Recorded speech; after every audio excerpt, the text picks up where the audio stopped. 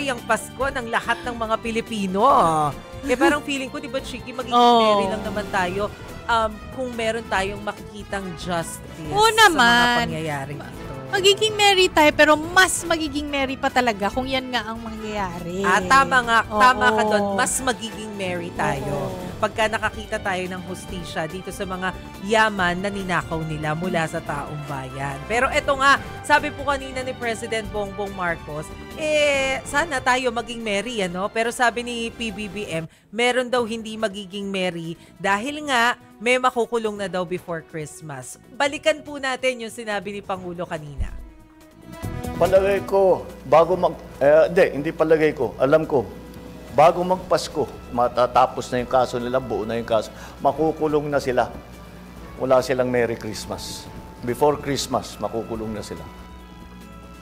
After niyan, doon na-discuss yung kinukwento mo kanina, Chiki, yung tinanong kung what will happen to House Speaker Martin Romualdez, what will happen to Congressman Zaldico. Pero alam mo, tinake advantage na rin ng Pangulo yung pagkakataon para i-reiterate yung ipinupunto niya na ang dami naman talagang nagsasabi sa kanya na bakit di pa kasuhan to, bakit hindi pa kasuhan yan.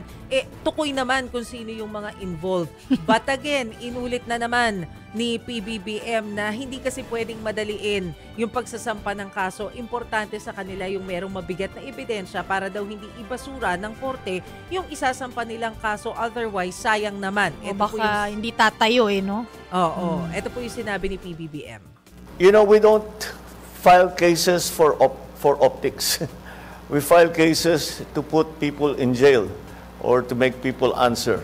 Provide us the evidence and we will file cases against them. Walang immune dito walang exempted dito sa mga investigasyon na ito.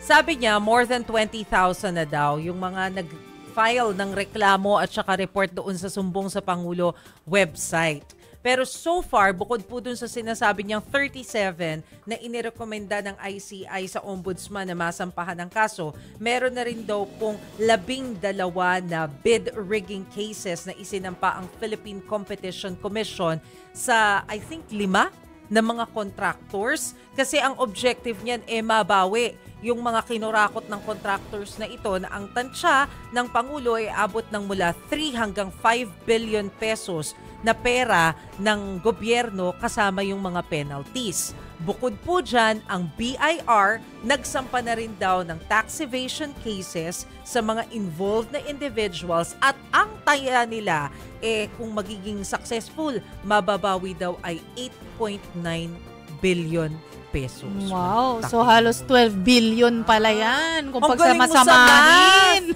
Ikaw naman. Kasi ako na overwhelm ako sa dami ng zeros nila. Marami talaga. Diba?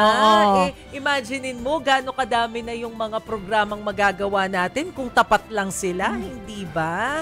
Kaya naiinggit tayo doon sa mga ibang bansa kagaya ng Japan. Ay nako. Eto naman po yung warning ng Pangulo doon sa mga nangungurakot.